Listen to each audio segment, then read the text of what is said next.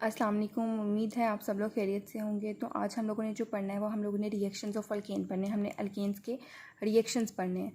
तो अल्केन्स के रिएक्शंस में सबसे पहला जो रिएक्शन है वो है कंबशन। हम लोगों ने कंबशन पढ़नी है। कंबशन क्या होता है? जब हम अल्केन को बर्न करते हैं इन दी प्रेजेंस ऑफ ऑक्सीजन तो उसको हम लोग कहते हैं कंबशन। अब यहाँ पर हम लोग कंप्लीट कंबशन की बात कर रहे हैं। तो कंप्लीट कंबशन में हमेशा क्या होता है कि कंप्लीट कंबशन में 3 प्रोडक्ट्स बनते हैं। एक होता है carbon dioxide, water and heat. ये 3 प्रोडक्ट्स बनते हैं। रिएक्शन हम कुछ इस तरह से करते हैं। हम लोगों ने क्या करना है, हमने ये ऊपर डेफिनेशन में जैसे लिखा है कि अल्केन को बर्न करना है इन दी प्रेजेंस ऑफ ऑक्सीजन।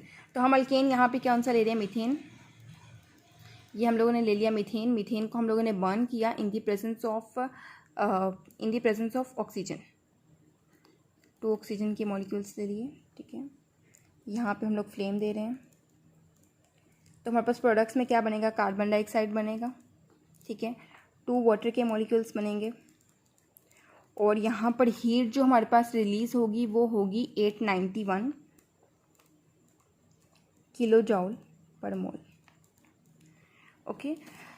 इसके अलावा जो कंबशन है ना, इसको हम लोग एक्सोथर्मिक रिएक्शन कहते हैं। ये हमारे पास था फर्स्ट रिएक्शन अल्केन्स का।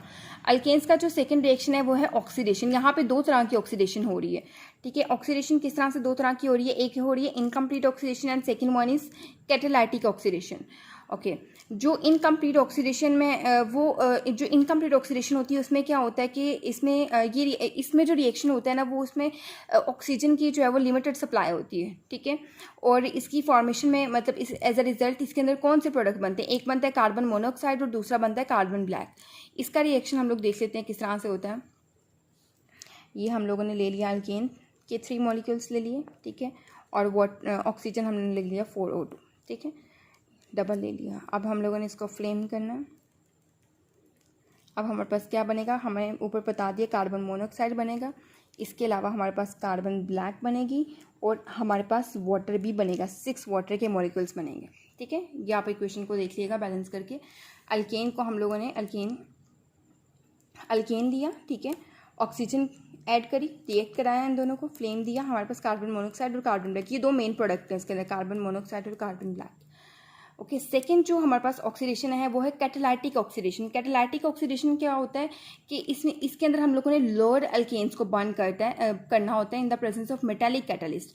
मेटालिक कैटलिस्ट इसमें मतलब मेटालिक कैटलिस्ट कॉपर यूज़ करेंगे, ठीक है।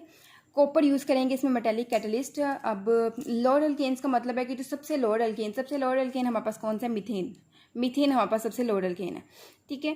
तो वो कह रहे हैं कि जब हम लोग इसको बर्न करेंगे, ठीक है, हाई टेम्परेचर पे, और हम लोग इसको प्रेशर भी हाई देंगे तो हमारे पास बहुत सारे यूज़फुल प्रोडक्ट्स बनेंगे, ठीक है। क्या होगा? हमारे पास बहुत सारे यूज़फुल प्रोडक्ट्स बनेंगे। अब यहाँ पे हमारे पास कैटलिस्ट जो है वो कॉपर यूज़ हो रहा है। टेम्परेचर 400 डिग्री सेल्सियस है, प्रेशर कितना है? 200 ATM है। हम लोगों ने लोअर अल्केन्स को बर्न करना है in the presence of metallic catalyst. Okay, अब करके देखते हैं हम लोग किस तरह से रिएक्शन। तो अब सबसे जो लोअर अल्केन है वो हमारे पास कौन सा है? मीथेन है, ठीक है। ये मीथेन है। मीथेन को हम लोगों ने बर्न करना है। अब यहाँ पर इसको हम क्या कहते हैं? पीछे हम लोगों ने हाइड्रोजन लिया था स्क्वायर ब्रैकेट के अंदर, तो उसको हम लोगों ने कहा था नेसेंट हाइड्रोजन। तो ये स्क्वायर ब्रैकेट के अंदर जो होता है वो अब ये क्या होगा? ये होगा नेसेंट ऑक्सीजन। क्या होगा हमारे पास? Nascent oxygen. ओके। अब इसके अंदर जो हम लोगों ने कैटलिस्ट यूज़ करना है वो कौन सा है? कॉपर है। 200 ATM प्रेशर है, 400 डिग्री सेल्सियस टेम्परेचर है, ठीक है।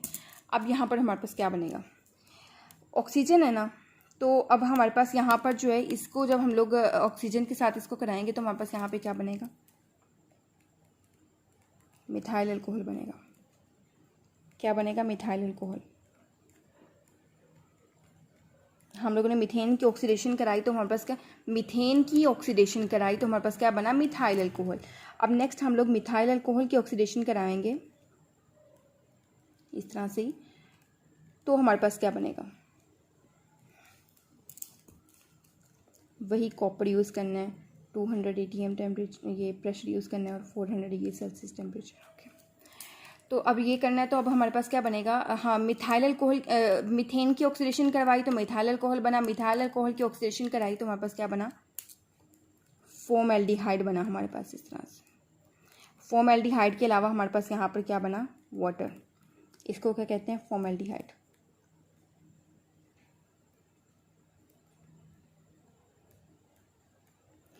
ओके, अब नेक्स्ट हमने फॉर्मल्डिहाइड की ऑक्सीडेशन करवानी है।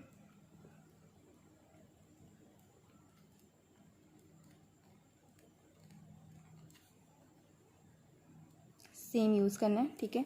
इसकी ऑक्सीडेशन कराएंगे तो हमारे पास क्या बनेगा, हमारे पास बनेगा फॉर्मिक एसिड।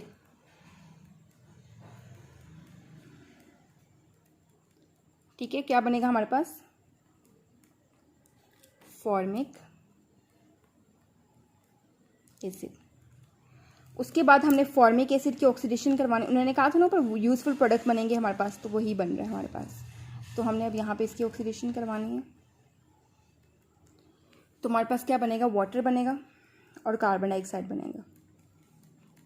क्या किया इसके अंदर हम लोगों ने, लोअर एल्केन्स को हम लोगों ने बंट करवाना है ना, हम लोगों ने मीथेन की ऑक्सीडेशन करवाई, मिथाइल अल्कोहल बना, मिथाइल अल्कोहल की ऑक्सीडेशन करवाई तो हमारे पास बना फॉर्मल्डिहाइड, फॉर्मल्डिहाइड की हम लोगों ने ऑक्सीडेशन करवाई, हमारे पास बना फॉर्मिक एसिड, फॉर्मिक एसिड की ऑक्सीडेशन करवाई, हमारे पास कार्बन और वाटर बन गया। ठीक है, कैटलिस्ट कॉपर यूज़ कर रहे हैं, 200 ATM प्रेशर यूज़ कर रहे हैं और 400 डिग्री सेल्सियस हम लोग टेम्परेचर यूज़ कर रहे हैं।